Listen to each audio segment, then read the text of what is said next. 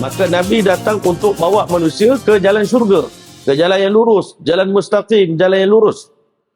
Tetapi umat ini tak setuju, tak suka. Masya Allah. Yang tak setuju tu apa tuan-tuan? Nafsu mereka. Nafsu Abu Jahal. Nafsu Utbah bin Rabi'ah. Tak setuju.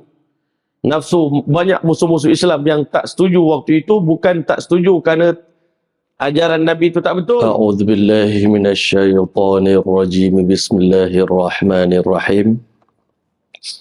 Innal hamdalillah nahmaduhu wa nasta'inuhu wa nastaghfiruhu wa nu'minu bihi wa natawakkalu alayh wa na'udzu billahi min shururi anfusina wa min sayyiati a'malina. Man yahdihillahu fala mudilla lahu wa man yudlil fala hadiya lahu. Asyhadu an la ilaha illallah wahdahu la syarika lah wa asyhadu anna sayyidana wa habibana wa maulana Muhammadan abduhu wa rasuluhu amma ba'du. Laqad qala Allah tabaraka wa ta'ala fi muhkami kitabih ba'da a'udzu billahi minasyaitonir rajim. Bismillahirrahmanirrahim. Qul hadhihi sabili ad'u ila Allah ala basiratin ana wa man ittaba'ani wa subhanallahi wa ma ana minal musyrikin. وقال تعالى لعلك باخع نفسك ألا يكونوا مؤمنين. صدق الله العظيم. السلام عليكم ورحمة الله تعالى وبركاته. Yang saya muliakan Tuan Imam Amirul selaku pengurusi majlis kita pada malam ini, yang dihormati lagi dikasihi Barisan Ahli Jawatan Kuasa Surau Putra Al-Amin, yang dihormati Sahibul Fadil Al-Fadil Ustaz Sobri, pimpinan-pimpinan agama, pimpinan-pimpinan masyarakat, muslimin muslimat, hadirin hadirat yang dirahmati oleh Allah SWT sekalian. Pertama dan selamanya kita syukur banyak pada Allah Subhanahu wa taala. Dengan kasih sayang dan rahmatnya, maka Allah Taala lahirkan kita sebagai makhluk yang termulia di atas muka bumi, tidak lain dan tidak bukan makhluk yang bernama manusia. Ketika mana Allah Taala muliakan makhluk-makhluk yang lain dengan ibadah, dengan ilmu, dengan ma'rifah yang sempurna, Allah ajar makhluk-makhluk yang lain dengan berbagai-bagai ilmu. Ketika mana Allah Ta'ala lahirkan manusia dalam keadaan serba jahil, tidak mengetahui apa-apa, rupanya Allah Ta'ala mempunyai perancangan yang sangat indah, yang sangat hebat. Makhluk selain daripada manusia, ibadah mereka taskhiriyah, dipermudahkan oleh Allah. Mereka tak ada gangguan. Tak ada syaitan nak ganggu malaikat beribadat pada Allah. Sebab itu dia boleh buat ibadat dengan sempurna. Para malaikat tidak ada gangguan untuk cari rezeki, untuk hantar anak pergi sekolah pagi-pagi, untuk beribadat pada Allah. Begitu juga binatang-binatang, tumbuh-tumbuhan, pokok, tak ada siapa nak ganggu dia untuk ibadat pada Allah. Sementara manusia ni Allah Ta'ala punya perancangan yang hebat.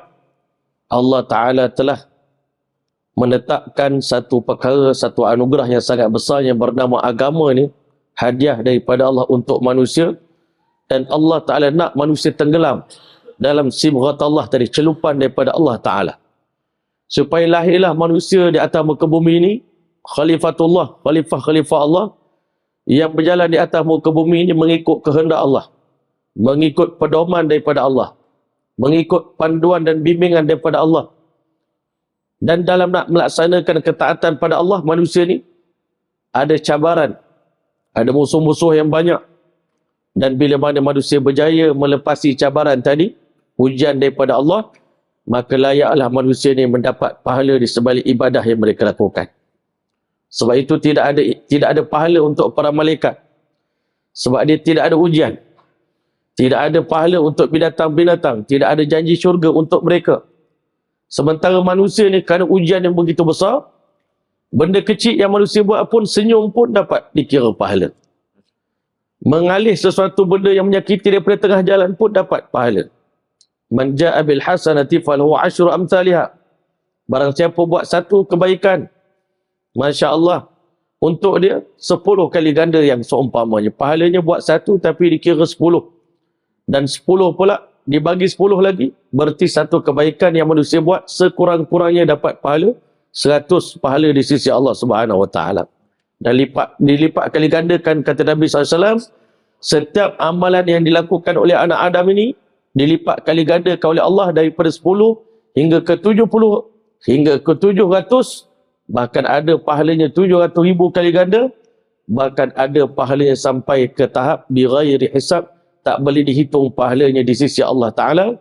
Bahkan ada amalan yang dikerjakan oleh manusia, tiada ganjaran untuk membayarnya melainkan syurga Allah Ta'ala. Salah satu daripadanya adalah haji yang mabrur. Nak beritahu pada kita ni betapa amalan manusia ni sangat besar nilainya di sisi Allah. Bahkan kerana amal manusia lah dunia ni aman. Dunia ni menjadi makmur. Dunia ni turun hujan berkat doa daripada orang mukmin, berkat zikir mereka, berkat tahajud mereka, berkat ketaatan mereka, dunia menjadi aman.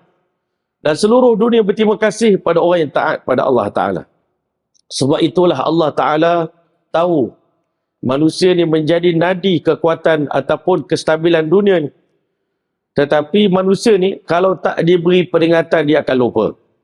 Walaupun masa Nabi Adam AS datang ke dunia, tak ada siapa pun yang kufur pada Allah. Tak ada satu pun dosa yang dilakukan. Tetapi bila manusia datang ke alam dunia, dunia ni secara semula jadinya tempat lalai, tempat lupa, tempat ghaflah, tempat kelalaian. Dan manusia pula pelupa. Dunia ni penipu, kita pula pelupa. Masya Allah, cukup lengkap. Bila seorang penipu berjumpa dengan seorang pelupa, dia menghasut pelupa tadi, sehingga dia lupa janji dia dengan Allah Ta'ala. Dia lupa pula, Masya Allah, tujuan dia datang ke alam dunia ni, apa maksud hidup ni. Sebab itulah Allah yang Maha Pengasih, Maha Penyayang, Allah hantar pemberi ingat.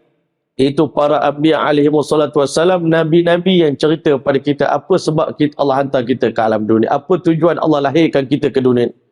Allah sebut dalam Quran, وَمَا خَلَقْتُ الْجِنَّ وَالْإِنْسَ إِلَّا لِيَعْبُدُونَ. Tidak aku ciptakan jin dan manusia melainkan untuk beribadat pada Allah. Tapi kerana manusia ni kebanyakan mereka bila dah lama tak mendengar peringatan. Sebab tu kita ni selalu kena dengar tazkirah. Selalu kena ingatkan diri kita ni. Kerana lama-lama kalau tak diberi peringatan, hati yang lembut akan menjadi keras. Hati yang bercahaya akan menjadi gelap. Hati yang baik akan berubah menjadi jahat. Semua manusia ni yang kafir pun pada hari ini asalnya beriman. Daripada nenek moyang yang beriman. Tapi kerana mereka tak suka dengan peringatan, mereka benci dengan peringatan. Kan? Bahkan orang Nabi-Nabi datang mereka tak suka. Ulama datang mereka tak suka. Pendakwah bagi ingat dia tak suka. Maka lama-kelamaan Allah Ta'ala tutup hati sanubari mereka. Khatamallahu ala qulubihim. Allah Ta'ala matrai hati mereka. Kan? Wa ala sam'ihim wa ala absarihim ghisyawah. Pada pendengaran mereka, pada penglihatan mereka ada tutupan. Sehingga mereka tak nampak kebenaran. Maka begitulah ketika mana Allah Ta'ala datangkan baginda Muhammad SAW ke muka bumi ni. Walaupun bangsa Arab ni asalnya keturunan Bani Ismail. Anak cucu Nabi Ismail. Anak cucu Nabi Ibrahim. Dulu Nabi Ibrahim ni dah buat yang terbaik. Membersihkan tanah suci kota Mekah ni. Dengan pengorbanan yang luar biasa. Satu keluarga Siti Hajar pun korban. Nabi Ismail pun korban. Allah terima pengorbanan keluarga Ibrahim ni. Sehingga kita hari ni kena berselawat kepada Nabi Allah Ibrahim AS. Di atas pengorbanan yang mereka lakukan. Dan mereka adalah keluarga yang makbul di sisi Allah. Keluarga yang terbaik. Inna Allah astafa Adam wa Nuh wa ala Ibrahim wa ala Imran alal alamin. Keluarga terbaik di dunia adalah keluarga Ibrahim dan keluarga Imran. Orang Arab ni semua anak cucu Nabi Ibrahim AS.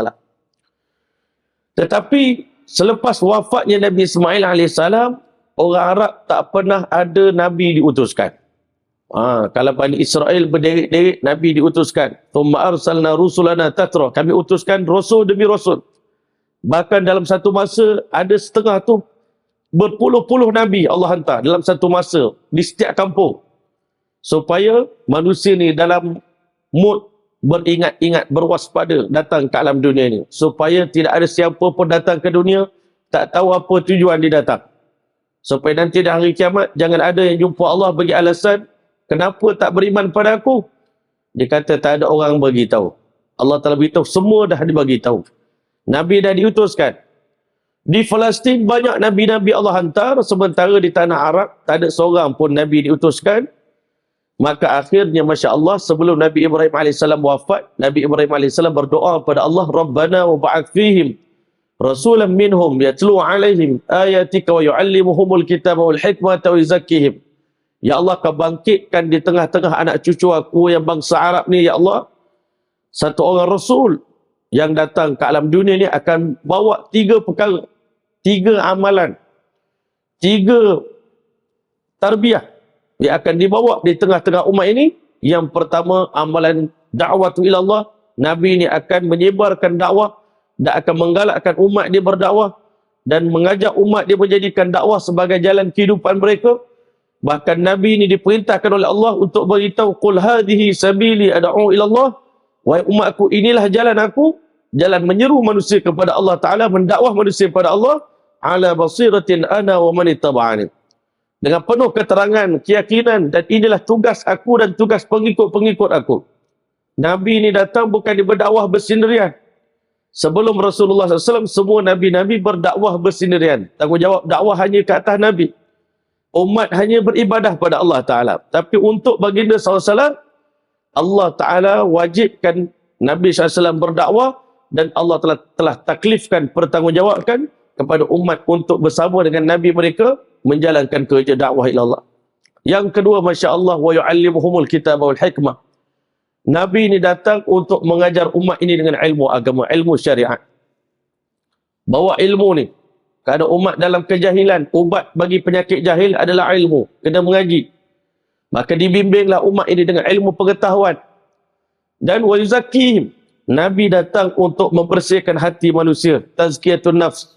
Malam-malam Nabi ajar kita qiyamul lail. Nabi ajar kita berzikir. Nabi ajar kita berdoa. Nabi ajar kita untuk bersihkan hati, baca Quran. Nak bersihkan hati, Nabi ajar kita berpuasa. Nak bersihkan hati, Nabi ajar kita ingat mati. Nabi ajar kita amalan-amalan yang boleh membersihkan hati manusia. Maka bila Nabi datang bawa agama ni kepada umat, agama ni datang dengan bertentangan dengan hawa nafsu. Manusia ni, dia pandang agama ni sebagai penghalang dia untuk tunaikan hajat dia. Manusia ada banyak nafsu dia, ada banyak keinginan. Dia tak suka pada agama. Nafsu manusia suka pada dosa. Suka pada maksiat. Sebab itu Nabi kata, huffatil jannatu bil makarih. Syurga itu diselubungi, diliputi oleh benda-benda yang nafsu tak suka, itu agama. Wa huffatin nar bil syahwat. Neraka pula diselubungi dan diliputi oleh hawa nafsu manusia. Nabi tahu di sebalik dosa ni ada neraka. Di sebalik agama ni ada syurga. Maka Nabi datang untuk bawa manusia ke jalan syurga. Ke jalan yang lurus, jalan mustaqim, jalan yang lurus. Tetapi umat ini tak setuju, tak suka. Masya Allah. Yang tak setuju tu apa, tuan-tuan? Nafsu mereka. Nafsu Abu Jahal. Nafsu Utbah bin Rabi'ah. Tak setuju. Nafsu banyak musuh-musuh Islam yang tak setuju waktu itu, bukan tak setuju kerana ajaran Nabi itu tak betul. Ajaran Nabi itu betul dan mereka tahu Allah Ta'ala memang besarkan Nabi SAW dengan segala sifat kemuliaan. Dan bangsa Arab semuanya kenal siapa Muhammad SAW, siapa keturunan dia, dan bagaimana akhlak dia, semua dah tahu. Tetapi bila Nabi datang bawa agama yang terbaik untuk manusia, untuk keselamatan manusia, mereka menentang Nabi SAW. Sehingga ke tahap di mana pada pertemuan yang lepas kita baca bagaimana orang Arab Jahiliyah ni, kaum musyrikin ni, mula-mula mereka ni menyakiti Rasulullah SAW dengan memperolokkan Nabi, mengejek Nabi. Kan? Hari ni kita tak tahan dengan ejek pun, kita tak tahan dah. Kalau kita berdakwah kena ejek orang pun kita marah, tuan-tuan. Nabi SAW dengan ejekan tu dah biasa. Dituduh sebagai tukang sihir, dituduh sebagai orang yang sesat, dituduh sebagai orang gila, dituduh sebagai pemecah belah masyarakat, memperburukkan nenek moyang, memperbodohkan masyarakat. Macam-macam lah gelaran tu. Sebenarnya idea tu recycle, tuan-tuan. Syaitan ni dia recycle idea daripada umat dulu. Umat dulu pun kata Nabi mereka gila. Umat dulu pun tuduh Nabi Musa AS tukang sihir. Idea dia, wahyu daripada dulu. Daripada zaman Nabi Nuh sampai zaman Nabi Muhammad, idea untuk lawan Nabi ni idea yang sama. Tak berubah, tuan-tuan. Bila tak berjaya dengan Egypt, nampak Nabi ni tak terkesan. Orang kata pun Nabi tetap istiqamah juga. Sebab Nabi datang ni dengan perjanjian dengan Allah. Kami akan berdakwah dengan apa cara sekalipun pada umat ini walaupun nyawa kami terkorban. Nabi dah berjanji pada Allah Ta'ala, berjanji pada para sahabat. La yutimmanallahu ta'ala hadzal amr. Agama yang aku bawa ni pasti akan disempurnakan oleh Allah Ta'ala. Hatta la yabqa baitu madarin wala wabar. Satu hari nanti tak akan tinggal rumah yang diperbuat daripada kulit ataupun daripada batu, melainkan illa idkhalallahu ta'ala binuril Islam, melainkan pasti Allah Ta'ala akan masukkan dalam rumah ini dengan cahaya Islam. Itu keazaman Nabi. Satu hari nanti Islam masuk ke rumah seluruh dunia ni. Bukan bangsa Arab je. Yang Nabi tengok pada zahir mustahil lah. Kalau kita tuan-tuan dihantar berdakwah pada masyarakat Mekah pada waktu itu, dengan kita tengok dia orang sembah patung, 360 patung. Memang tak ada siapa nak berani nak pergi dakwah pada mereka. Kalau kita lah dihantar oleh Allah, kita pun tak tahu macam mana idea nak buat tuan-tuan. Tapi Nabi kita sallallahu alaihi wasallam, kerja dia buat apa yang Allah suruh, sehingga akhirnya orang Arab jahiliah ni tuan-tuan, sampai tahap di mana mereka ni buat tawaran pula dengan Nabi.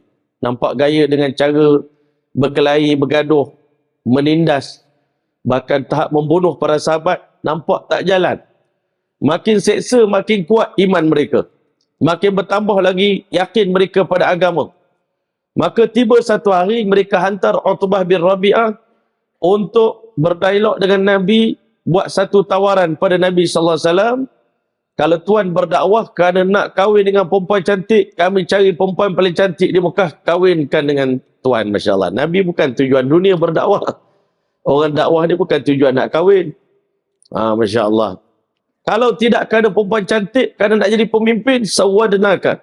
Kami akan lantik kamu sebagai pemimpin, sehingga kami tak akan buat apa-apa keputusan, melainkan setelah Muhammad memutuskannya. Nabi bukan buat kerana nak jadi pemimpin. Tuan-tuan mulia, seandainya engkau buat ni kerana engkau gila, engkau ada masalah mental, kami akan cari doktor mental yang paling hebat untuk rawat penyakit kamu. Sampai ke tak begitu pemikiran masyarakat Arab. Dan bayangkan Nabi sendiri, ya Allah, dia orang sihat. Masya Allah. Selalu orang gila, dia tak mengaku dia gila.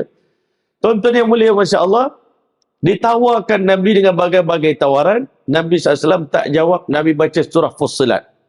Masya Allah.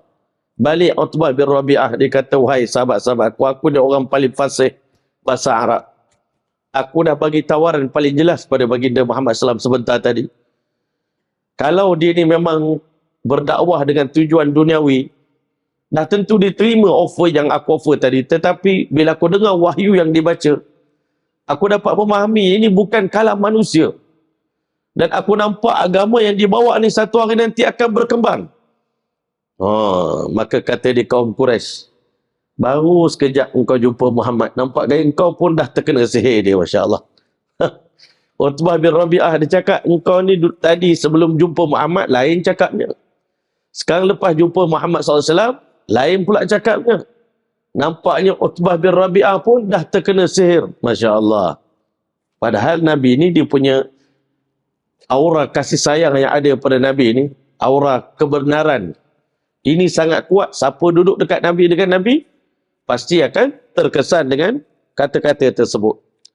Maka tuan-tuan mulia, Masya Allah, akhirnya mereka telah mengatakan, tak apalah, kalau Nabi Muhammad SAW tak nak tawaran tersebut, mana tawaran dunia pun tak nak, kita buat satu offer, iaitu kita buat toleransi lah, toleransi agama.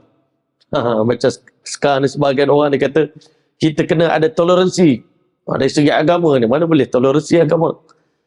Dia kata apa? Setahun kita sembah Allah, tahun depan kita ajak geng-geng Islam ni, orang Islam, sembah patung. Tahun ni kita buat gila-gila. Setahun sembah Allah, tahun depan ajak Nabi Muhammad sembah patung. Diingat Nabi Muhammad ni maknanya pendirian Nabi Muhammad tu boleh diubah begitu. Akhirnya Allah pun turun ayat Quran, qul ya ayyuhal kafirun la a'budu ma ta'budun wala antum 'abiduna ma a'bud wala ana 'abidun ma 'abadtum wala antum 'abiduna ma a'bud lakum dinukum waliyadin. Oleh golongan liberal, orang liberal di akhir zaman, orang Islam liberal tuan-tuan, dia guna ayat lakum dinukum tu je, dia ambil ujung sekali. Dia tak ambil qul ya ayyuhal kafirun tu. Kan? Dia kata lakum dinukum waliyadin, kamu agama kamu, kami agama kami. Mana seolah-olah kita ni boleh berkawan, boleh bertoleransi dalam bab akidah. Sebenarnya tuan-tuan, ayat ini jelas menunjukkan satu al-haddul fasil, ada jurang pemisah antara orang Islam dengan orang kafir. Tak boleh berkompromi dalam bab agama, dalam bab akidah. Tak boleh main-main sebab tawaran datang tahun depan kita sembah Allah, tahun ni kita sembah patung dulu, Masya Allah. Sembah Lata dan Uzza dulu. Allah turunkan ayat Quran, orang Islam tak boleh ubah akidah dengan tawaran-tawaran, dengan apa-apa alasan. Lakum dinukum waliyadin. Ini peringkat awal. Islam datang, kamu praktikkanlah agama kamu, kami akan istiqamah dengan akidah kami dan agama kami. Kami tak akan bertoleransi dengan kamu dalam perkara ini. Itu tujuan surah ini diturunkan. Bukan surah ini turun supaya kita bertoleransi dengan orang non-Muslim. Kan? Tak apalah. Sebab itu ulama kata, kita dengan orang non-Muslim ni, kita berdakwah, kita boleh santuni mereka. Kita boleh santuni mereka. Tetapi dengan satu syarat. Jangan sampai ke tahap kita ni berkawan dengan mereka sampai menjadi golongan mudahin. Masya Allah. Dinasihati oleh ulama. Apa mudahanah? Kerana kita nak ambil hati orang bukan Islam, kita terpaksa korbankan prinsip kita. Ini banyak berlaku di akhir zaman ni. Kerana nak ambil hati orang, kononnya kita di atas dasar keterbukaan. Hakikat sebenarnya tidak ada, tuan-tuan. Sampai satu tahap, dalam bab melibatkan ibadah, melibatkan akidah, kita berhenti sampai di sini. Kan? Masya Allah. Bab lain kita boleh kawan. Tapi kalau terpaksa mengorbankan akidah kita, iman kita, maka Allah Ta'ala ajar kita dalam suratul kafirun, maka Allah Ta'ala beritahu, qul ya ayyuhal kafirun. Ini ayat ni kita ajak orang Islam boleh berdialog dengan orang kafir. Wahai orang-orang yang ingkar. La a'budu ma ta'budun. Aku sama sekali tak akan pernah menyembah Tuhan yang kamu sembah. Wala antum abiduna ma'abud. Sampai bila-bila pun korang pun tak akan sembah Tuhan yang aku sembah, iaitu Allah. Kami tak akan sembah berhala yang kamu sembah, dan kamu tak akan sembah Tuhan yang kami sembah. Diulang 2 kali supaya orang Islam hari ini dalam bab akidah, bila kita berinteraksi dengan non-Muslim, kita dalam akidah kita ada pendirian yang sangat kukuh, dan kita tak akan boleh berkompromi, kita tak akan jadi golongan mudahanah, golongan yang orang kata sanggup korbankan prinsip demi untuk kita menambat hati orang yang tidak beriman pada Allah Ta'ala. Sebab Allah beritahu, lakum dinukum waliyadin. Kamu ada agama kamu sendiri, dan kami ada agama kami sendiri. Masya Allah. Hormat menghormati tidak ada masalah. Tapi untuk hormat, orang kata sebuah kepercayaan yang bercanggah dengan kepercayaan kita, itu bukan, orang kata termasuk dalam perkara yang dibenarkan dalam Islam. Kita dah takut, dah melepasi garisan. Hudud, dia ada garisan dia, Masya Allah. Kemudian tuan-tuan yang rahmati Allah, fala tatawhamu anni ujibukum li talabikum minal isyrak billah fa'aisu minhu. Tetapi Nabi SAW, dia beritahu, fala tatawhamu. Janganlah kamu orang-orang kafir, kaum musyrikin, menyangka anni ujibukum li talabikum. Sesungguhnya aku akan memperkenankan tawaran-tawaran kamu tadi. Kan? Tawaran kamu nak ajak kita bertoleransi antara agama ni, kita jadikan negara kita ni negara yang terbuka, setahun sembah Allah, setahun sembah Tuhan selain daripada Allah Ta'ala. Maka dalam perkara syirik, saya tak boleh bertoleransi dengan tuan-tuan. Dalam perkara bab muamalat, pergaulan, Nabi dengan orang kafir, Nabi SAW pun kadang-kadang Nabi bayar lebih, tuan-tuan. Satu orang, Nabi berhutang dengan dia, seorang Yahudi. Bila sampai waktu bayar hutang, Nabi bayar lebih hutang tersebut. Nak beritahu dalam bab dunia, Nabi tak kisah pun untuk bertoleransi dengan orang non-Muslim. Tetapi dalam perkara akidah, maka sama sekali kita tidak dibenarkan. Fa'aisu minhu. Akhirnya orang kafir telah berputus asa untuk berdialog dan berbincang dengan Nabi SAW, nak memujuk Nabi. Mereka dah kecewa. Wa talabu ba'da dhalika an yatra'a minal Quran ma yaghizuhum min dhambil awthan. Masya Allah. punya ke azan. Lawan berazan insya-Allah. Bismillahirrahmanirrahim. Hadirin hadirat yang dirahmati oleh Allah SWT sekalian, dalam peristiwa yang kita dengar sebentar tadi, kita dapat faham betapa Nabi kita sallallahu alaihi wasallam ni adalah insan yang sangat bertoleransi dalam perkara yang lain, tetapi dalam perkara yang melibatkan akidah, yang melibatkan agama dan melibatkan dakwah, Nabi kita sallallahu alaihi wasallam istiqamah dengan pendiriannya. Tak berubah-ubah. Kalau kita ni tengok, Masya Allah, dakwah cara macam ni tak berkesan, kita akan ubah pendekatan dakwah kita dengan cara yang lain. Tetapi sebaliknya Nabi kita sallallahu alaihi wasallam ni tetap istiqamah. Tetap dia teguh dengan pendirian dia. Maka bila orang kafir kata kita offer ibadat setahun sekali pun Nabi tak terima, sekarang ni kami nak minta tolong satu benda daripada kamu wahai Muhammad. Iaitu kami minta janganlah ayat Quran itu turun supaya jangan sampai Al-Quran menurunkan wahyu-wahyu yang menyakitkan hati kami. Orang non-Muslim ni tak nak beriman pada Allah. Bila Allah turunkan ayat Quran menegur mereka, mengkritik kepercayaan mereka yang tak betul, mereka terasa hati. Dia kata boleh tak ayat Quran turun, jangan sentuh Tuhan-Tuhan kami, jangan sentuh kepercayaan kami, jangan sakitkan hati kami. Masya Allah. Min dhammil awthan, jangan ada ayat Quran yang mencela patung-patung. Sebab kadang-kadang ayat Quran bagi tahu hakikat patung ni tak boleh bercakap, tak boleh bagi manfaat, tak boleh bagi mudarat. Jadi orang kafir ni dia marah seolah-olahnya Nabi Muhammad ni menyentuh Tuhan mereka, sedangkan Allah ni nak cerita kebenaran di sebalik patung yang tidak boleh memberi manfaat. Allah sebut dalam Quran, innal ladzina tad'una min dunillah, sesungguhnya Tuhan yang kamu sembah selain daripada Allah itu la yakhluqu dhubaban, mereka begitu lemah tak mampu nak cipta walau seekor lalat. Sekalipun berkumpullah semua patung-patung di dunia ni, kumpul setempat, suruh buat seekor lalat, tak boleh buat lalat. Apatah lagi nak buat bulan, nak buat bintang, nak buat matahari, nak buat angin, nak buat hujan, nak buat manusia. Apatah lagi nak bagi makan pada kita, sedangkan mereka diberi makan. Masya Allah. Kita yang letak buah depan dia, bukan dia yang bagi makan pada kita. Macam mana kita nak yakin Tuhan berhala ni boleh bagi rezeki pada kita, boleh bagi anak pada kita? Islam mendedahkan hakikat tadi, tapi mereka marah. Mereka kata Al-Quran membongkar rahsia. Jadi boleh tak Nabi Muhammad jangan lepas ni baca ayat Quran yang menyakitkan hati kami. Bagi ayat Quran yang harmoni, boleh tak? Yang lembut-lembut. Masya Allah. Wal wa'id asyadid, dan tolong jangan bagi amaran yang kuat, keras-keras.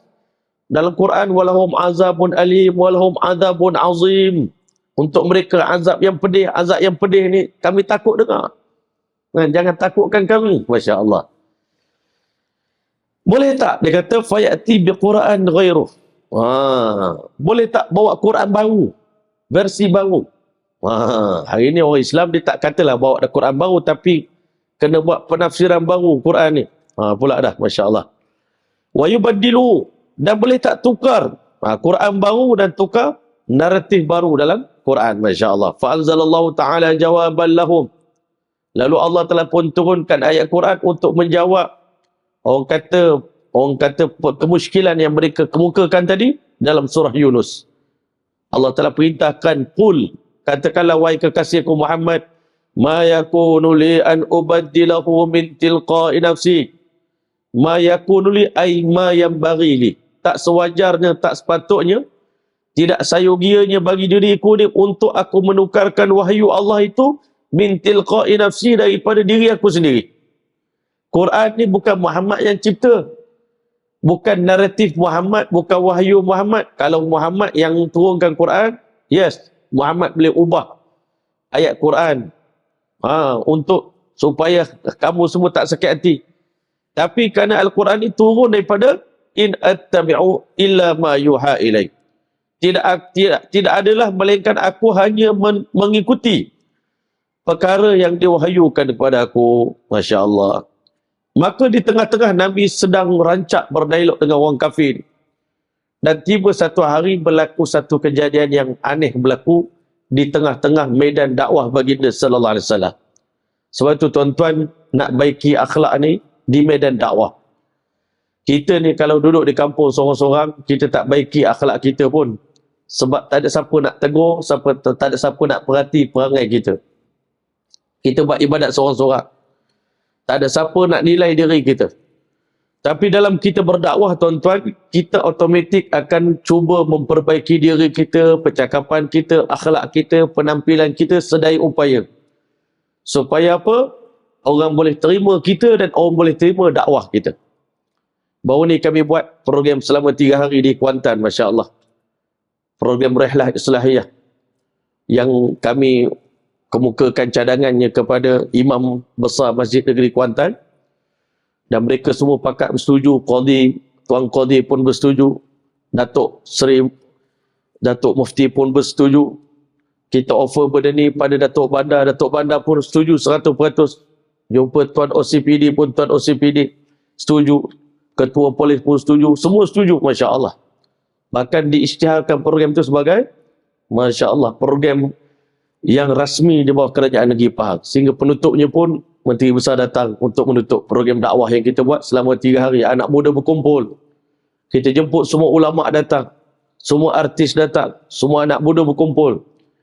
2,000 orang untuk yang iktikaf dalam masjid. Yang balik, yang tidur hotel, lebih kurang 5,000, tuan-tuan. Dengan izin Allah Ta'ala. Dalam salah satu daripada tazkirah yang disampaikan oleh ulama-ulama yang datang, saya teringat kalam daripada Syekh Mukhtar Al-Yamani. Pagi itu kami minta dia bagi tazkirah kuliah subuh, Masya Allah. Antara poin yang menarik, dia beritahu dalam dakwah ni, kita bukan nak paksa orang terima cakap kita.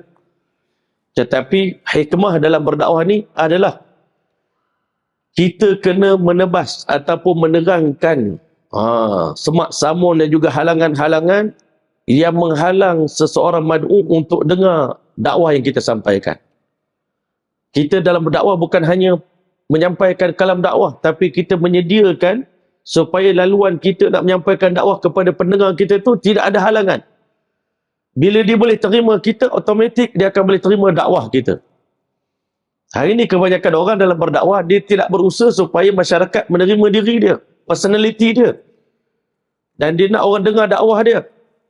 Sebab itu kadang-kadang dakwah kita tidak mendapat sambutan daripada masyarakat.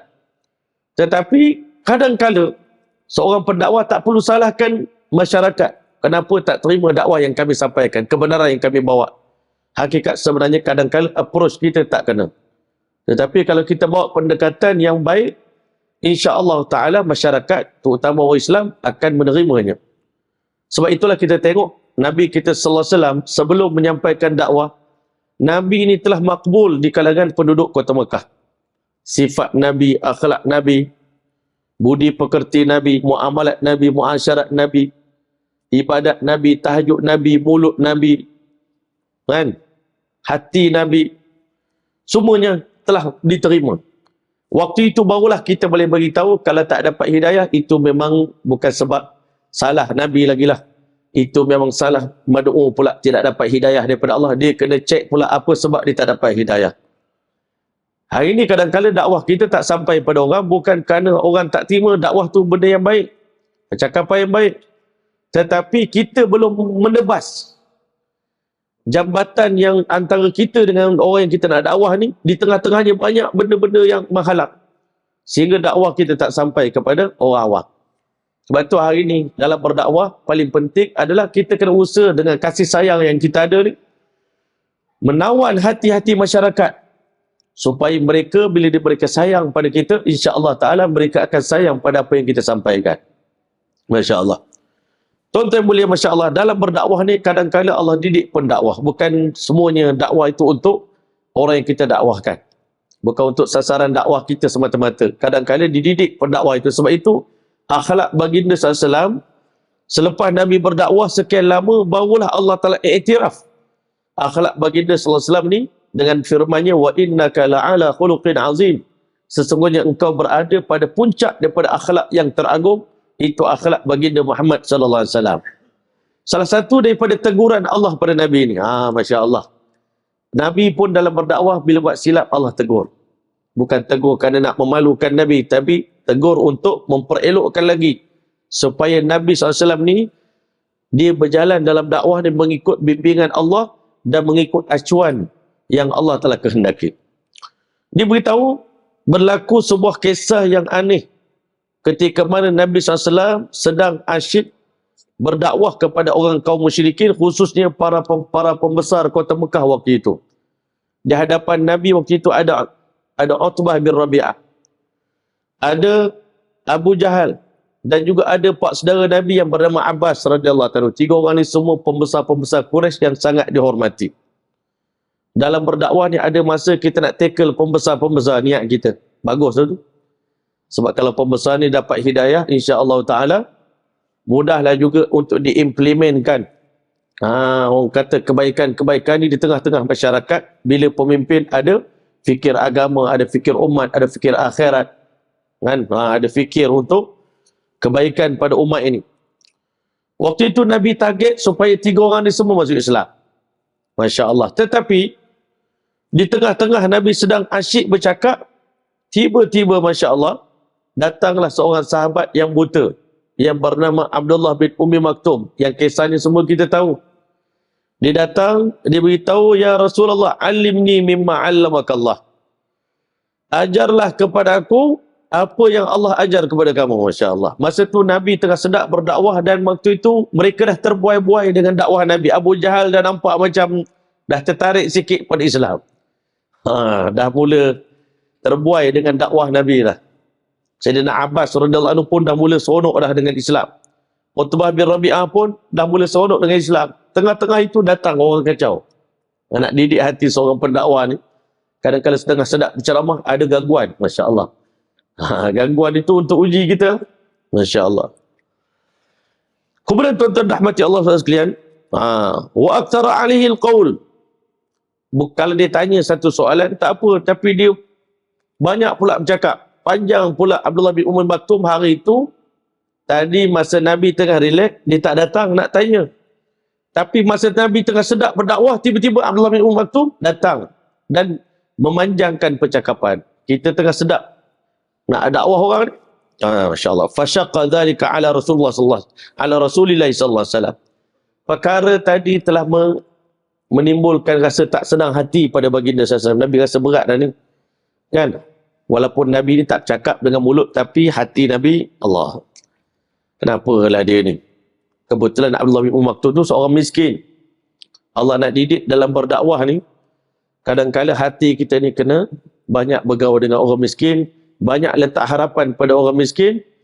Orang kaya bukan tak bagus, pembesar bukan tak bagus, tetapi kebanyakan pengikut Nabi-Nabi ni orang-orang marhain, orang yang bawah. Bahkan orang di bawahan ni dah kadang-kadang lebih setia dan lebih cintakan Nabi SAW. Maka tuan-tuan dan rahmati Allah, dipendekkan cerita, wa kariha qat'ahu li kalami. Nabi rasa tak selesa bila Abdullah bin Ummi Maktum ni potong cakap Nabi. Nabi tengah sedap berdakwah, tiba-tiba datang potong. Interrupt, mengganggu. Jadi potong lain Nabi SAW sedang bercakap. Mood Nabi tengah bercakap sedap. Wa khafa alaihi salam ay yakuna iltifatuhu lidzalikal miskin yunfiru anhu alqalbu ulaikal ashraf. Nabi pula bimbang bila aku bagi perhatian, concern pada Abdullah bin Ummi Maktum, nanti geng-geng yang ashraf ni, pemuka Quraisy ni akan lari. Aku tengah nak berdakwah dia orang. Tiba-tiba kena bagi perhatian pada benda ni, Masya Allah. Itulah kadang-kadang seorang pendakwah ni dia diuji oleh Allah dengan dilema, tuan-tuan. Nak pilih, ini orang kaya-kaya ni pun, pembesar ni pun nak ikram juga.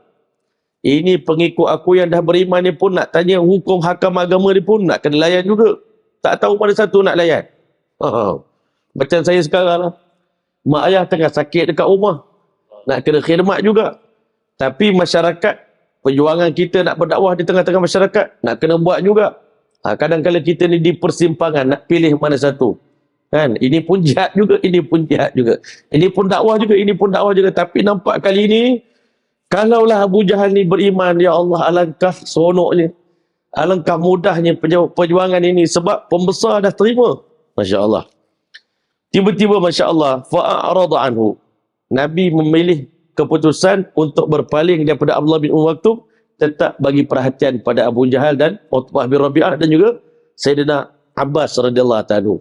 Kan akhirnya dua-dua tu pun tak masuk Islam. Abu Jahal dengan Utbah tak dapat hidayah sampai ke sudah. Yang dapat Islam hanya Abbas radhiyallahu ta'ala. Lalu Allah Ta'ala pun menurunkan ayat Quran untuk orang kata menegur lah. Itab ni asalnya mengkritik, tapi bahasa yang lembutnya adalah Allah menegur kekasih dia baginda Muhammad sallallahu alaihi wasallam dengan firman-Nya dalam surah Abasa. Abasa ni ubus dalam bahasa Arab masam wajah. Nabi ni walaupun orang tu sahabat tu buta, dia tak nampak pun muka Nabi. Nabi macam sedikit tertekan lah waktu itu, muka Nabi pun berubah. Tapi Allah tegur kekasih dia, macam kita bahasa kita, amboi, masa muka kamu ya. InsyaAllah abasa wa tawalla, dan kamu sampai hati engkau berpaling daripada umat kamu yang dah beriman, yang dah cinta kasih pada kamu. Kan? Patut kamu bagi perhatian pada dia. Itu tarbiyah Nabi. Nabi terima dalam dakwah ni sangat halus rupanya. Kan? Perjuangan dakwah ni sangat halus. Orang baru yang kita nak ajak pun kita kena jaga. Orang yang dah mengikut kita daripada awal pun kita kena jaga juga. Letih tuan-tuan. Saya kalau keluar 3 hari dengan kawan-kawan ni, Allahu Akbar. Letih dengan yang nak bersalam lagi, yang nak berpeluk lagi. Peluk bukan peluk pelan-pelan. Kita dah habis ceramah ni dah memang lembik dah. Dia datang, dia peluk kita kuat-kuat. Saya kata saya ni badan dah lembik tadi sebenarnya. Kan, dengan nak bergambar lagi. Kan, nak minta doa lagi. Minta nasihat lagi. Allahu Akbar. Tapi Allah Ta'ala memang bagi begitu. Nak pergi tandas ni. Dekat ni tandas. Tak lepas tuan-tuan. Nak makan. Minta Maulana tolong suapkan mulut saya. Kan? Betul-betul rupanya umat ni, bila dia orang kata dah sonok dengan agama ni, dia nak macam seolah nak tempat nak bermanja tuan-tuan. Nabi SAW, tuan-tuan bayangkan 124,000 semua orang nak bermanja dengan Nabi. Kan? Saya dulu yang saya bawa keluar dakwah ni kadang-kadang 30 orang. Masa tu memang kita sempat suap mulut dia makan. Satu-satu kita sempat suap. Semua orang balik, alhamdulillah dapat kena suap ni. Kan? Tapi bila dah sampai 2,000 orang, kita pun dah tak larat. Nak beritahu pada kita ni dakwah ni bukan senang. Penat, letih, memang letih. Tapi Allah bagi kepuasan dekat kita bila kita tengok orang dapat hidayah. Orang dapat ubah kehidupan. Itulah penawar dia dalam penyejuk hati kita tuan-tuan. Bila kita dengar pula cerita-cerita yang bagus, balik daripada program, orang dapat kebaikan, kita rasa puas hati tuan-tuan. Nabi Muhammad SAW waktu itu, dia pun tengah beremosi, seronok nak berdakwah, tiba-tiba ditegur oleh Allah Ta'ala, kenapa berubah muka, kenapa berpaling, anja'ahul a'ma, semata-mata kerana yang datang itu seorang yang buta, Masya Allah. Kan, kadang-kadang orang datang, orang cacat, orang OKU nak jumpa dengan kita. Kita pun kena layan dia sama macam kita layan orang yang sihat juga. Dalam berdakwah ni tuan-tuan. Tak bolehlah sebab dia OKU, kita tak apalah, tak payah layan dia. Masya Allah. Saya ada seorang budak OKU, Masya Allah. Dia sangat sayang pada saya. Kadang pukul 2 pagi dia call tuan-tuan. Pukul 3 pagi dia call. Nak cakap, kenapa rindu dengan Ustaz? Allahu Akbar. Ya? Kadang-kadang Allah Ta'ala bagi begitu ujian. Nabi Muhammad SAW ni diuji oleh seorang yang buta matanya. Wa ma yudrik. Kamu tak tahu wahai kekasihku Muhammad SAW, la'allahu yazzakka. Boleh jadi yang buta itu lebih suci di sisi Allah Ta'ala. Yang buta itu lebih mulia di sisi Allah Ta'ala. Lebih bertakwa di sisi Allah. Kita duk ingat orang hebat ni. Dalam dakwah ni kita duk ingat orang hebat ni. Kalau dia dapat ni dakwah ni, Masya Allah, berkembang, maju. Dia ada kuasa, dia ada ni. Kan? Kita cakap. Tapi rupanya di sisi Allah, yang marhain, yang tabaqat, yang bawah, yang rendah ni, yang miskin, yang susah, yang OKU ni, lebih suci hatinya di sisi Allah, au yadzakkar, ataupun dia lebih menghayati, mengambil pelajaran daripada apa yang kamu sampaikan. Fatan fa'ahu dzikra. Peringatan yang kamu bagi memberi manfaat kepada dia, menguntungkan dia. Masya Allah. Nabi ingat keputusan dia betul lah tadi, tinggalkan Abdullah bin Ummi Maktum, bagi perhatian pada Abu Jahal. Tapi rupanya salah tuan-tuan. Masya Allah. Ditegur oleh Allah Ta'ala. Amma man istaghna. Adapun orang yang istighna, orang yang sombong, orang yang jadikan diri dia ni eksklusif, tak nak pada agama ni, fa anta lahu tasaddaq, engkau pula bagi perhatian dekat dia, bagi sepenuh pula emosi dekat dia, perhatian pada dia. Wa ma 'alaika alla yazakka, macam mana kamu tahu dia ni akan dapat perubahan, dia boleh tazkiyatun nafs kan dengan dakwah yang kamu sampaikan.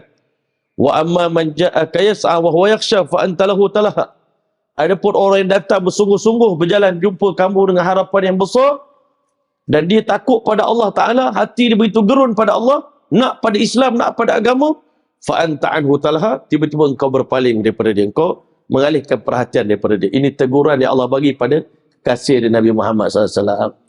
Sebab itu Masya Allah, jadi seorang pendakwah ni bukan senang. Bukan senang tuan-tuan. Kan? Nampak macam mudah, memanglah semua ulama kata semua orang boleh jadi pendakwah. Betul.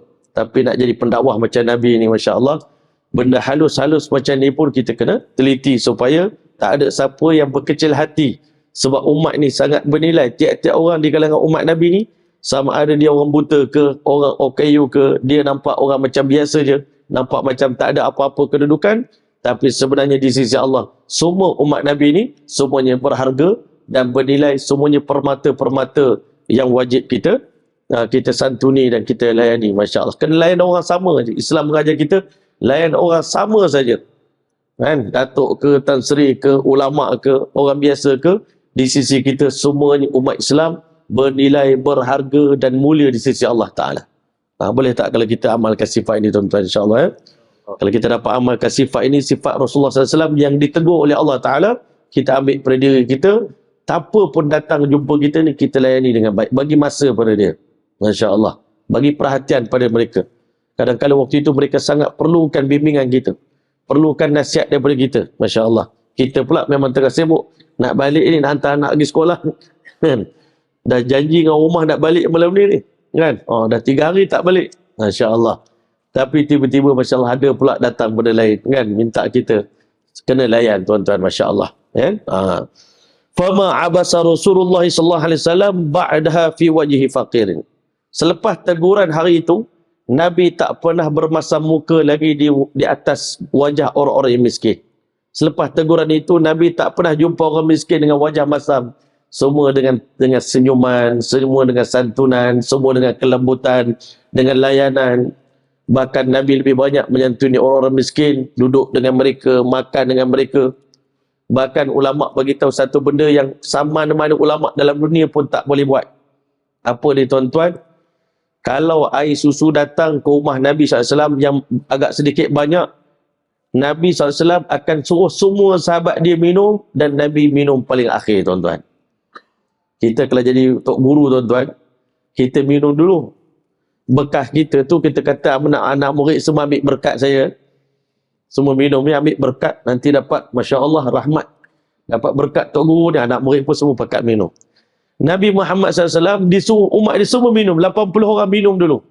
Bekas bibir 80 orang. Dan Nabi minum tak rasa geli tuan-tuan. Kita bekas mulut isteri pun dah geli. Bekas mulut anak pun geli tuan-tuan. Anak makan. Kita tak nak habis bekas anak kita tu makan tu tak habis tu. Kita pun geli bekas anak kita tuan-tuan. Nabi Muhammad SAW tak pernah rasa geli minum. Susu paling akhir Nabi minum. Makan paling akhir Nabi makan. Allahu Akbar. Sifat macam manalah. Masya Allah. Hati Rasulullah SAW ni. Ajib tuan-tuan. Nabi kita ni ajib. Lepas tu kita kena bangga dengan Rasulullah SAW. Kita kena rasa bertuah jadi umat Nabi SAW. Wa kana idza aqbala. Ada sifat Nabi ni. Lepas mendapat teguran, kalau kita marah. Kalau kita ni marah ke Abdullah bin Maktum. Engkau punya pasal lah ni. Allah turun ayat Quran ni. Kita marah pula ke orang tu. Awak yang salah awak lah ni. Tetapi Nabi terbalik tuan-tuan. Selepas daripada peristiwa itu, setiap kali berjumpa dengan Abdullah bin Umi Maktum, bahkan selepas daripada Nabi berhijrah ke kota Madinah, Abdullah bin Umi Maktum diangkat darjatnya begitu tinggi oleh Nabi sehingga menjadi Bilal muazzin di masjid Nabi SAW di Madinah. Bahkan bila Nabi bersafir, selalunya Abdullah bin Umi Maktum akan jadi amir di Madinah. Jadi ketua kampung, jadi tok 4 tuan-tuan. Jadi tok ngulu di Madinah. Abdullah bin Maktum ni yang buta ni. Nabi angkat darjat sahabat-sahabat dia. Setiap kali jumpa Abdullah bin Maktum, dia akan beritahu marhaban biman atabani fihi rabbi. Selamat datang orang yang mana Tuhan tegur aku kerana dia. Terima kasih.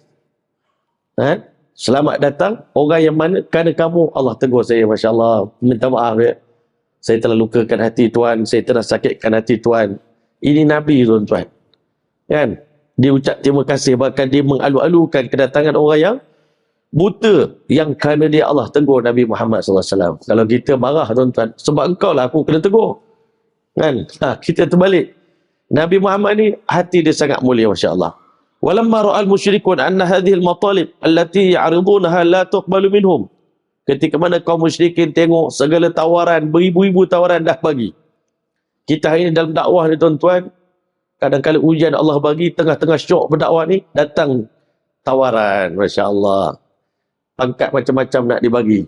Kan? Dulu orang tak minat apa-apa nak bagi kat kita. Tapi bila kita dah mula istiqamah tuan-tuan, tawaran dunia mula datang. Rasulullah SAW pun, semua tawaran tu Nabi tolak. Segala tawaran, segala jawatan Nabi tolak.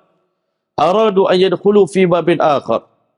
Akhirnya kaum musyrikin nampak cara tawar-menawar ni tak jalan dengan Muhammad SAW ni. Kita kena cuba strategi lain pula.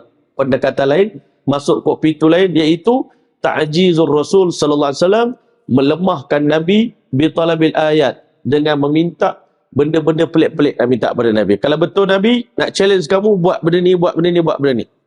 Fajtama'u, lalu mereka berkumpul wa qalu, mereka berkata, ya Muhammad, in kunta sadiqan, seandainya engkau Nabi yang betul, fa arina ayatan natlubuha minka, maka tunjukkan pada kami satu tanda kebenaran kamu yang kami nak minta daripada kamu, lakukan. Wahya an tasyuqqa lana al-qamar firqatain. Kami nak minta engkau belah bulan ni jadi 2 bulan. Masya Allah. Pecah 2. Bulan depan ini, Masya Allah. Orang Arab, hiasan bagi negara mereka tak ada benda dah tuan-tuan. Kan? Nak cari pokok-pokok tak ada. Nak cari rumput-rumput tak jumpa. Nak cari sungai tak jumpa. Tiap-tiap malam mereka tengok malam ada nampak bulan. Jadi untuk nak cabar Nabi, kalau Nabi ni betul-betul Rasul Allah Ta'ala, kami dah offer macam-macam offer tawaran, Nabi tolak. Jadi kami nak challenge kamu, kalau kamu betul-betul Nabi Allah, belah bulan di hadapan kami. Fa'atahullahu hadhil mu'jizat. Lalu Allah kurniakan kepada Nabi SAW mu'jizat itu. Mu'jizat ni bukan datang daripada awal-awal tuan-tuan. Kebanyakan mu'jizat ni datang bila musuh Islam cabar Nabi-Nabi. Sebab tu datang mukjizat. Masya Allah. Lalu baginda SAW telah mula membelah bulan. Nabi SAW naik ke atas Jabal Abi Qubais. Waktu itu Allah dekatkan bulan dah turun ke dunia tuan-tuan. Lalu Nabi SAW pun belah dengan tangan dia, Masya Allah. Maka terbelahlah bulan tu. Sehingga hari ini pun para pengkaji astronomi tuan-tuan, mereka akan nampak memang ada kesan belahan pada bulan. Tapi tetap juga hidayah daripada Allah Ta'ala. Dah tengok terang-terang pun mukjizat, tetap bergantung balik pada hidayah yang Allah nak bagi. Ada orang dapat hidayah, ada orang tengok mukjizat makin jauh daripada Allah Ta'ala. Faqala Rasulullah SAW, ishadu. Lepas itu Nabi kata, bersaksilah, ucaplah kalimah syahadah. Tadi minta saya belah bulan, saya dah belah bulan. Apa yang Tuhan minta semua saya dah buat. Masya Allah. Wa hadhil qissah rawaha Abdullah bin Mas'ud radhiyallahu ta'ala anis sabiqin al-awwalin. Kisah ini diriwayatkan oleh Sayyidina Abdullah bin Mas'ud radhiyallahu anhu daripada lidah para sahabat yang sabiqun al-awwalun minal muhajirin. Di kalangan orang muhajirin yang terawal-awal memeluk agama Islam. Ruwiyat anhu min turuqin katsirah. Kisah ini diriwayatkan daripada jalan yang begitu banyak. Wa rawaha Abdullah bin Abbas radhiyallahu anhu wa ghairuhu. Kisah ini juga diriwayatkan oleh Sayyidina Abdullah bin Abbas radhiyallahu anhu dan juga sahabat-sahabat yang lain. Wa rawaha anhum jam'un ghazir hatta sar al-hadithu kal mutawatir. Begitu ramai sahabat yang meriwayatkan hadis tentang belah bulan ini sehingga darjat ceritanya seperti hadis yang mutawatir. Yang tak boleh diingkari dia punya kesahihan hadis tersebut. Masya Allah. Bahkan Al-Quran juga menegaskan dalam suratul Qamar. Cerita tadi pun ada, ayat Quran pun ada untuk menguatkan orang kata keterangan ini. Allah SWT firman, A'udzubillahi minasyaitanirrajim. Iqtarabatis sa'atu wa insyaqqal qamar. Allah Ta'ala kata, kiamat telah dekat dan bulan telah pun terbelah. Bahkan ulama membilang kisah peristiwa pembelahan bulan termasuk salah satu daripada tanda kiamat, tuan-tuan. Tanda kiamat, salah satu daripada tanda kiamat, lahirnya Nabi SAW dan terbelahnya bulan.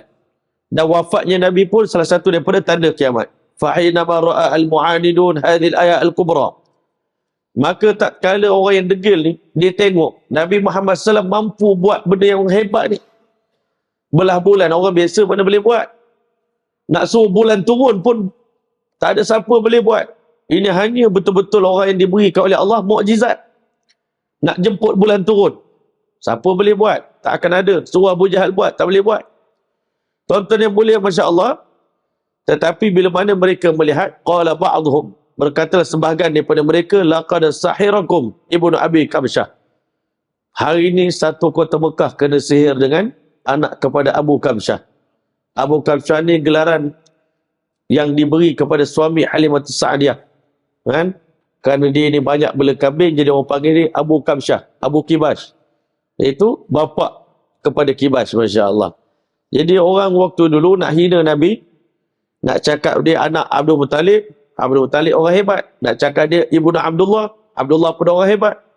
Jadi nak hina Nabi, cara dia ambil nama bapa angkat Nabi, iaitu Abu Kamsyah, bapa susu Nabi. Maka digelarkan hari ini semua orang kena, Masya Allah, kena sihir dengan anak lelaki bagi Abu Kamsyah. Lalu Allah SWT firman ke lagi ayat Quran. Quran ini datang menjawab segala pertanyaan kritikan orang kafir. Wa in yarau ayatan, apabila mereka melihat tanda-tanda kebesaran Allah, yu'ridu, mereka semua berpaling. Dakwah pun tak nak dengar, bukti pun tak nak terima. Kan? Wa yaqulu sihrun mustamir, mereka mengatakan Nabi Muhammad ni berterusan menyihir kita. Dengan percakapan dia disihir kita, dengan akhlak dia disihir kita, dengan ilmu dia disihir kita, dengan Quran disihir kita, dengan mukjizat disihir kita. Bila manusia tak dapat hidayah ni, tuan-tuan, sangat susah untuk bagi kefahaman. Sebab tu hari ni kita bersyukur, tuan-tuan, dapat hidayah ni, tuan-tuan. Jadi orang Islam ni satu nikmat besar, tuan-tuan. Bayangkan kalau kita jadi orang kafir, berapa tahun kita ambil masa, tuan-tuan, untuk mengenali kebenaran Islam. Bertahun-tahun kufur pada Allah baru kenal kebenaran. Kita hari ni dah duduk dalam kebenaran. Duduk dalam cahaya dah ni. Orang duduk dalam gelap, betapa lama nak cari cahaya. Kita duduk dalam cahaya, lahir-lahir dalam cahaya. Betapa petuahnya kita. Thumma sa'alu Rasul sallallahu alaihi wasallam ba'da dhalika ayat.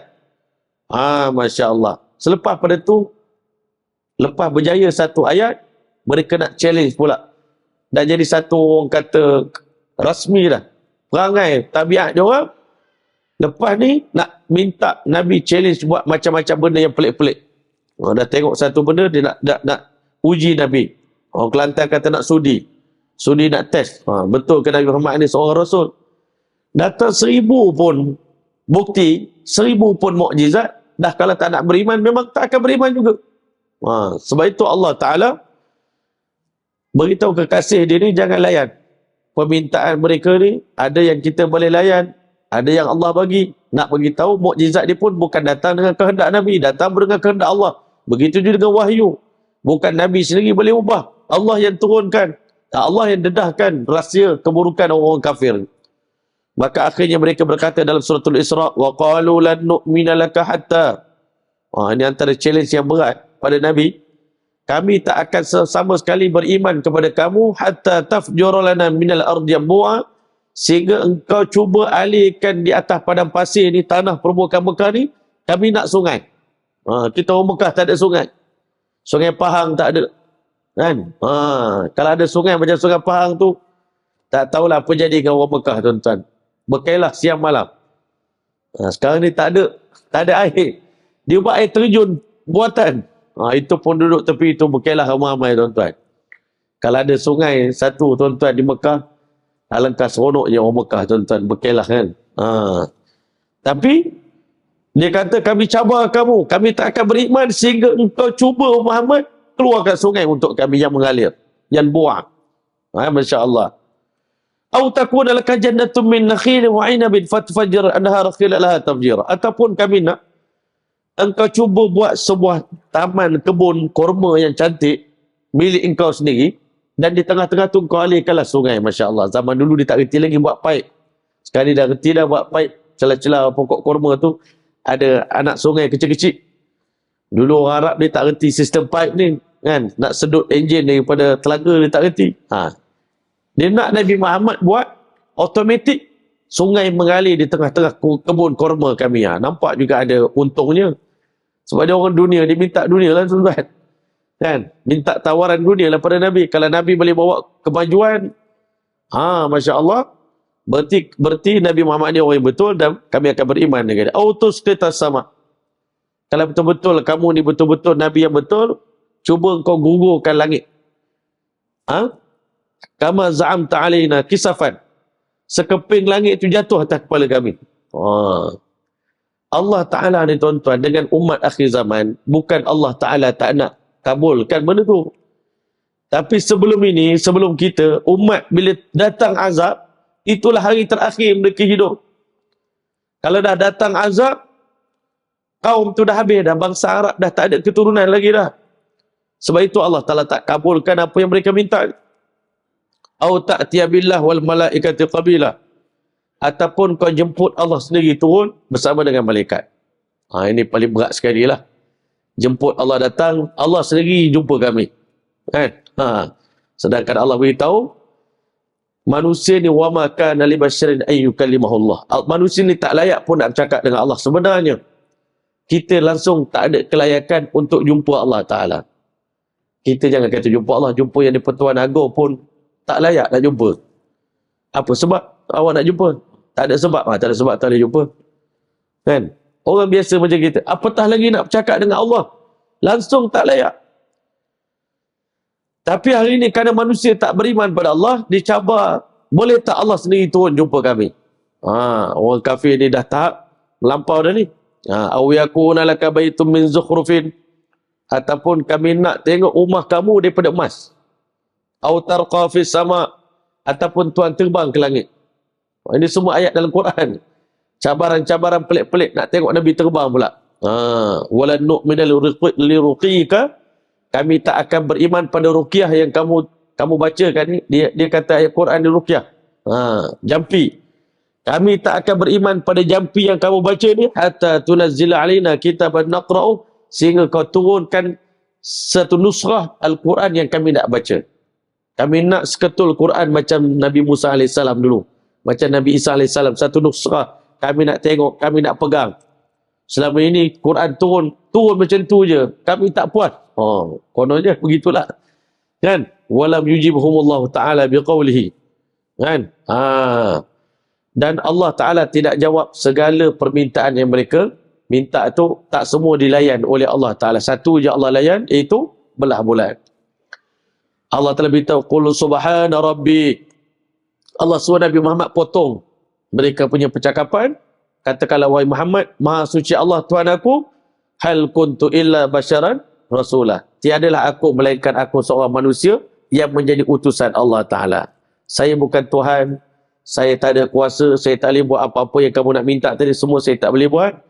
Masya Allah, saya hanya utusan Allah Ta'ala yang Allah hantar untuk mengajak kamu kepada kebenaran.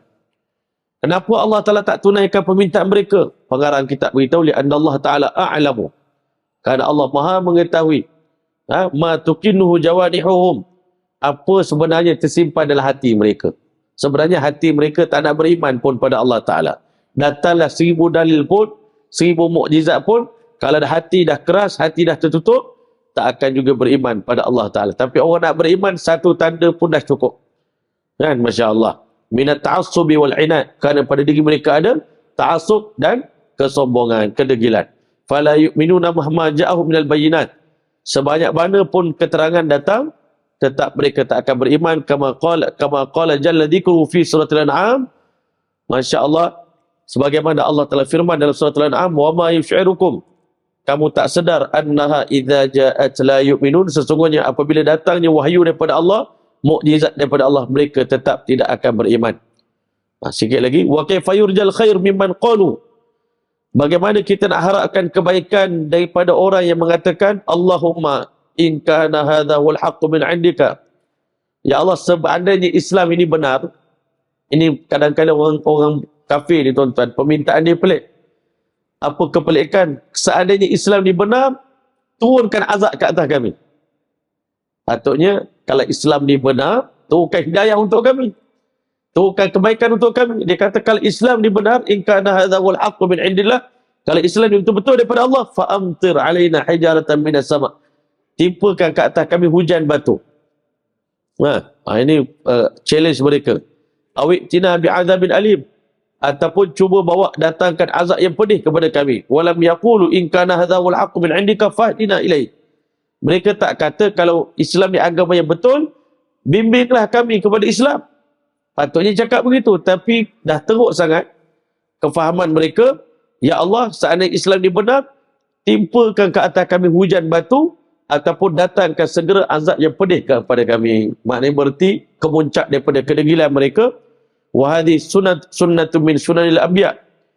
Ini merupakan salah satu daripada sunnah para nabi. Idza ra'au min tullabil ayat inadan. Apabila mereka melihat umat mereka dah mula degil dan minta macam-macam bukti, wa annahum yatlubunha ta'jizan, dan tujuan mereka minta tadi untuk melemahkan nabi-nabi, la yas'aluna Allah infadha hadhihi ayat. Mereka tak akan minta pada Allah untuk menunaikan ataupun melaksanakan tuntutan tersebut, kaila yahullu biqaumim al-halak, supaya apa? Selepas daripada mereka minta tanda tadi, kalau mereka masih lagi tak beriman, akan datang azab cash kepada umat mereka. Sebab itu Nabi-Nabi tak layan permintaan kaum dia. Kalau layan, selepas Allah datangkan bukti, masih degil, selepas itu tidak akan ada benda yang layak untuk diturunkan kepada mereka, melainkan azab yang pedih. Sebab itu Nabi-Nabi ditakut untuk permintaan yang terakhir dia tak akan tunaikan. Kama hasala li'adi wa thamud wa ghairihim, sebagaimana yang berlaku pada kaum Ad dan Samud dan lain-lainnya. Wa hadha huwal murad min qouli ta'ala. Itulah maksud daripada firman Allah Ta'ala dalam suratul Isra, wa ma mana'ana an nursila bil ayat illa an kadzdzaba bihal awwalun. Tiada yang menghalang kami untuk menurunkan bukti-bukti, tanda-tanda mukjizat yang mereka minta tadi. Kenapa kami tak tunaikan? Kerana sebelum ini pun orang-orang terdahulu pun pernah buat permintaan yang sama, dan mereka telah mendustakan segala tanda-tanda yang kami berikan, dan akhirnya layaklah mereka mendapat azab daripada kami. Akhir sekali, Masya Allah, sebelum kita habis, waqad hasala lil Masih alaihi salam, berlaku kepada Nabi Allah Isa alaihi salam, annahu lamma waqafa amama Hirdus, ketika mana dia berdiri di hadapan seorang yang kafir, penentang dia bernama Hirdus, talaba minhu ayatan falam yujibhu ila talabi. Dia minta kalau Isa AS ni seorang Nabi yang benar, maka kami nak bukti, kami nak tanda, kami nak mujizat. Tapi Nabi Isa AS tidak menjawab. Falamma ra'a dhalika sakhira minhu. Maka bila mana Hirdus tengok Nabi Isa AS tak boleh bagi tanda kebenaran dia, maka dia telah mempersenda, mengejek Nabi Isa AS, waraddahu ila aduwihi Bailatis ba'da an kana yasifu alaih. Masya Allah. Dan dia telah menyerahkan Nabi Isa AS ke tangan musuhnya yang bernama Bailatis, ba'da an kana yasifu alaih, setelah mana dia kecewa untuk orang kata terhadap Nabi Isa AS, wa tamanna liqa'ahu wa dhalika madhkurun fil ishahi thalith wal 20 min Injil Luka.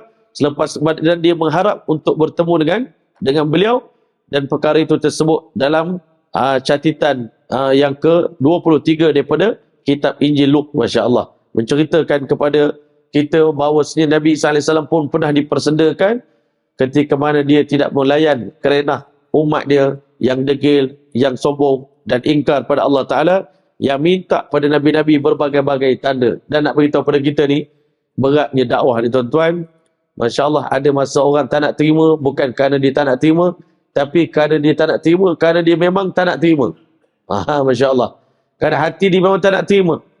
Kalau begitu, Masya Allah, kita jangan kecewa, teruskan dakwah kita, tak akan berhenti disebabkan penolakan daripada orang yang nak menolak, kerana hidayah di tangan Allah Ta'ala. Kalau Allah telah beritahu, walau sya'allahu lahdan nas jami'a, kalau Allah kehendaki, semua orang Allah boleh bagi hidayah. Inna sya'nu nazil alaihim minas sama'i ayatan. Kalau kami kehendaki, sekarang juga kami boleh turunkan satu tanda kebesaran Allah Ta'ala, fazallat a'naqum, yang boleh menundukkan tengkuk-tengkuk manusia. Allah boleh paksa manusia beriman kalau Allah nak. Allah boleh turun perkara yang menggerunkan hati manusia semua sehingga semua menggigil sujud pada Allah. Tapi itu bukan tujuan Allah Ta'ala datangkan manusia ke dunia. Allah nak manusia beriman dengan kerelaan hati, bukan dengan paksaan. Kalau Allah nak paksa, Allah boleh paksa. Tapi bukan tujuan Allah lahirkan manusia ke dunia. Sebab itu mahal sangat iman ni tuan-tuan. Kan? Sebab itu iman ni benda mahal. Benda ni, iman ni perlu dengan sukarela kepada Allah Ta'ala. Banyak orang mendapat hidayah daripada Allah. Sebab itu, akhir sekali tuan-tuan, ketika mana sekumpulan tabi'in datang jumpa Sayyidina Miqdad Ibn Aswad.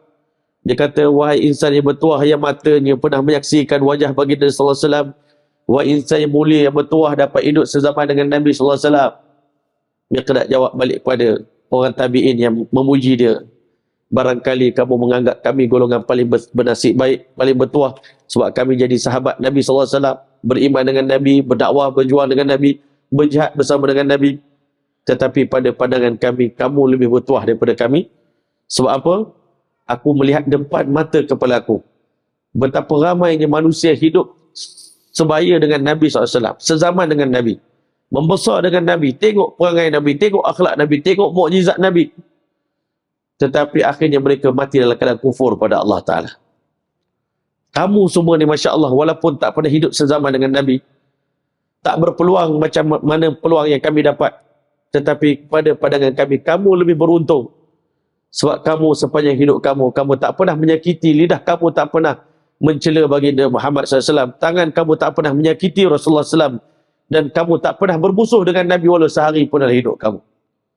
Itu sebab itulah tuan-tuan, kadang-kadang kita ni manusia tuan-tuan, kita selalu tak menghargai nikmat yang kita sedang nikmati. Macam mana orang duduk di bandar, duduk di Putrajaya, kadang-kadang dia rasa bertuah juga orang kampung. Syok juga duduk kampung. Sebab apa? Orang kampung relax. Tak kena ikut undang-undang jalan raya. Kan? Tak ada pun kamera. Tak ada banyak benda pun nak ni. Masya Allah, kita kata duduk kampung lagi best. Tapi bila kita duduk kampung 3 hari, nak balik semula ke Putrajaya tuan-tuan. Kita ni bila kita hidup di akhir zaman, kita rasa bertuahnya kalau saya dapat hidup di zaman Nabi sallallahu alaihi wasallam. Saya cakap apa? Kalau saya duduk zaman Nabi, rasa-rasanya sah pertama lah tiap-tiap kali sembahyang, Masya Allah. Kalau dalam berjihad, kalau saya duduk zaman Nabi, saya rasa saya lah bodyguard Rasulullah sallallahu alaihi wasallam. Betul ke tuan-tuan? Ada ulama kata silat-silat bulan, kita pula terbalik jadi orang yang memusuhi Rasulullah sallallahu alaihi wasallam. Ya, waliazubillah. Jadi bila kita jadi pengikut Nabi di akhir zaman ni, walaupun tak sempat tengok wajah Nabi, itu ada kebaikan di sisi Allah Ta'ala. Boleh jadi kalau kita lahir zaman Nabi entah silat bulan, kita pula yang memaki hamun Rasulullah SAW, yang mencabar Nabi Muhammad SAW. Waliazubillah, jangan sampai Allah Ta'ala matikan manusia ni dalam keadaan kufur pada Allah Ta'ala. Sebab itu semua Allah Ta'ala tahu dah siapa yang layak hidup sezaman dengan Nabi, siapa yang tak layak hidup sezaman dengan Nabi. Tetapi bertuahlah kita, walaupun di akhir zaman, tetap beriman dengan Nabi, cinta dan kasih pada Nabi. Malam ini kita dapat dengar cerita dakwah Nabi SAW. Tapi pada pandangan saya, bukan senang apa yang dihadapi oleh Nabi SAW selama 13 tahun berdakwah di Mekah ni. Liku-liku dan cabarannya sangat besar. Sebab itu saya terbaca satu kitab. Dia kata ujian yang Allah turunkan pada Nabi kita SAW ni begitu berat. Kalau Allah timpakan ke atas sebuah gunung, gunung pun akan hancur tuan-tuan. Ujian yang Nabi tanggung ni tuan-tuan, dengan umat dia. Bukan kecil. Kita hari ni hujan datang juga, tapi setahun sekali datanglah hujan pelik-pelik sikit, yang berat-berat sikit. Waktu itu orang berdoa lah pada Allah Ta'ala. Kan? Duit tengah tak ada ni. Kan? Itulah hujan kita. Hujan umat akhir zaman ni bila gaji tak cukup. Itulah ya Allah. Kan? Itulah hujan kita. Itu pun setahun sekali Allah bagi. Nabi Muhammad SAW ni, tak habis satu lagi hujan, datang pula hujan lagi. Datang hujan lagi. Kalau ditimpakan hujan itu pada gunung, gunung pun akan hancur. Tapi Nabi Muhammad SAW tidak hancur, tuan-tuan. Maka semakin kuat semangat Nabi, impian Nabi nak selamatkan umat ni, jauh lebih kuat lagi. Sebab itu ulama kata, tiada benda yang boleh melawan kasih sayang yang ada di hati baginda SAW terhadap umat. Tak ada satu kuasa pun boleh menahan rahmat yang ada di hati baginda Muhammad SAW. Jadi insyaAllah mudah-mudahan apa yang kita kongsikan bersama pada malam ini insyaAllah diberkati oleh Allah Ta'ala. Tapi sebelum saya tutup majlis, insyaAllah tadi PA saya beritahu kemungkinan besar bulan 10 tak dapat nak, orang kata, mencelah lagi dah. jadual yang ada itu terlalu padat, tak dapat dan mencelah untuk kuliah bulanan kita. Tapi walaupun bagaimanapun, tuan-tuan ada kekuatan doa, tuan doa insya-Allah Allah permudahkan, dapat juga kita teruskan kuliah bulanan kita. Sebab ini kitab ni jauh lagi ni. Baru masih permulaan dakwah Nabi SAW, kita nak baca sampai betul-betul sirah Nabi ni menjadi hidup dalam diri kita, sehingga kita terasa kita berdakwah bersama dengan Nabi, berjuang bersama dengan Nabi, Nabi hidup bersama dengan kita sampai selama-lamanya insya-Allah. Sekian daripada saya, wabillahi taufiq wal hidayah. Wassalamualaikum warahmatullahi taala wabarakatuh. A'udzubillahi minasyaitonir rajim. Bismillahirrahmanirrahim. اللهم اجعل جمعنا هذا جمعا مرحوما وتفارقنا بعد تفرقا معصوما ولا تجعل فينا ولا منا ولا معنا شاقا ولا مطرودا ولا محروما بمنك وفضلك وكرمك برحمتك يا ارحم الراحمين. اللهم جملنا بالعافيه والسلامه وحققنا بالتقوى والاستقامه واعذنا من موجبات الندامه في الحال والمآل إنك على كل شيء قدير. اللهم إنا نسألك من خير ما سألك منه عبدك ونبيك وحبيبك محمد صلى الله عليه وسلم، ونعوذ بك من شر ما استعاذك منه عبدك ونبيك وحبيبك محمد صلى الله عليه وسلم، وأنت المستعان وعليك البلاغ ولا حول ولا قوة إلا بالله العلي العظيم. اللهم جملنا بالعافية والسلامة وحققنا بالتقوى والاستقامة وأعيذنا من موجبات الندامة في الحال والمآل إنك على كل شيء قدير. وصلى الله تعالى على خير خلق محمد وعلى آله وصحبه وبارك وسلم. سبحان ربك رب العزة عما يصفون وسلام على المرسلين والحمد لله رب العالمين. تقبل الله منكم.